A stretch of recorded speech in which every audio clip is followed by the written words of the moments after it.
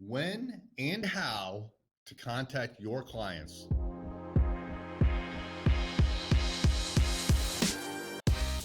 What's happening? It's Erik J. Olson. We just hired a new account manager, which is actually a new position here at Array Digital. So an account manager, we originally were going to call this position the client success person, but I wanted to make it really, really clear that they are the ones that are managing the account. They are the ones that are in charge of all client communication with their clients. And so we gave this person the title of account manager. And I'm going to bring her on in just a second. Her name is Kayla Davis. And she is going to tell you all about how you should contact your clients and why you should contact your clients. And look, this is not just like super obvious. A lot of times in the past, we have not contacted our clients, and it's been a mistake. There's always a reason to contact your clients. There's always something you're doing that you need to communicate with them, or there's always information that you need to get from them, information they have that you don't have.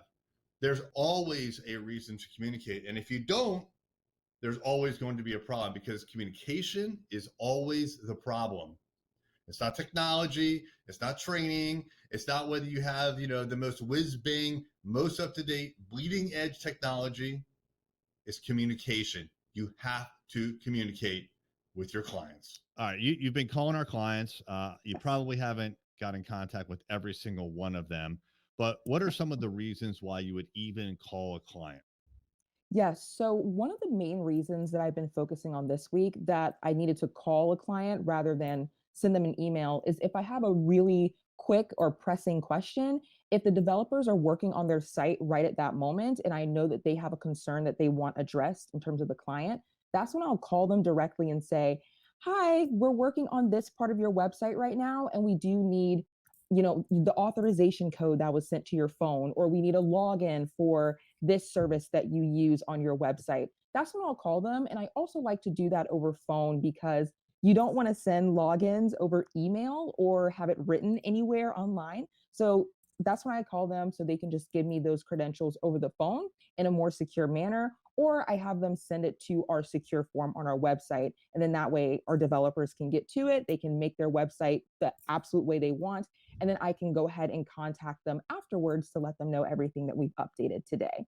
So that's pretty much what my week has been like with clients, and then just telling them everything that we've done and letting them know that if there's anything that they need in the future, that I am a point of contact for them and that I will make sure to email them as quickly as possible. My turnaround time for emails this week has been maybe like 10 minutes at the most. I'm always on my computer just checking my inbox to just make sure no one is having a fire burning. So I like to make sure to keep up with that so that they know and have transparency. But before we hired you, I had received complaints from clients, and some clients that were exiting us, and they would say things like, you guys do good work, but we're not really sure when you're done. We have to kind of like go back to the website and we have to check. So, I think it's a common occurrence in organizations where you'll do the work, but then you forget that you have to communicate that you did something beneficial to the client. You have to let them know. So you have to let them know, what have I done for you lately? And so that's the void that you fill, and you're filling it very, very well so far. So I appreciate everything you're doing. Thank you. Hey there, it's Erik J. Olson. I wanted to let you know about my book, $1 Million Journey: How to Launch a 7-Figure Business. This is the story of what it took for me to go from freelancer with no clients, no employees, no revenue, to growing a $1 million business.